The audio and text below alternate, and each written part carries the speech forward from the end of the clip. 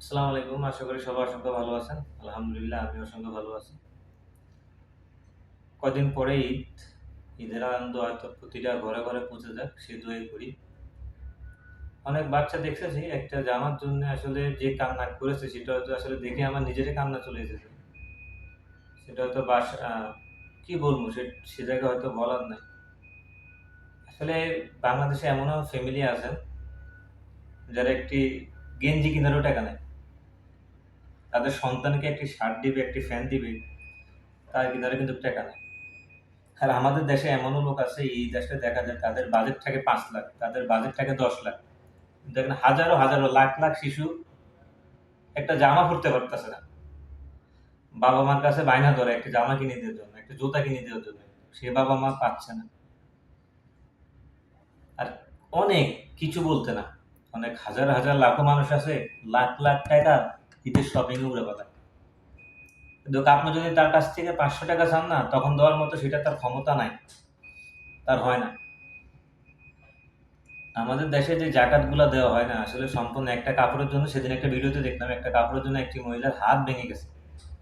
৩০০ টাকার কাপড়ের জন্য একটা মহিলার হাত ভেঙে সারা জীবন সে এখন ভুগতে আছে। ওনাকে জিজ্ঞেস করা হয়েছিল আপনার হাতটা কিভাবে ভেঙেছিল বা এখন কি অবস্থা আপনার হাতে। উনি জবাবে বলেছিলেন উনি একটি শাড়ির জন্য যখন আর এই শাড়িটি আপনারা হয়তো জানেন জাকাতে যখন শাড়িটি দেওয়া হয় সিরিয়াল ভাবে দেওয়া হয় তখন হয়তো মানুষের ধাক্কা ধাক্কিতে উনি এমন ভাবে পড়েছিলেন তিনি হাতটি ভেঙে গেছে। তাহলে একটাবার আপনি চিন্তা করে দেখেন আমাদের দেশের কি অবস্থা। আর একটা ভিডিওতে দেখলাম ওনার শপিং খরচ উনি বলে ১০ লাখ। ১০ লাখও তিনি হবে না।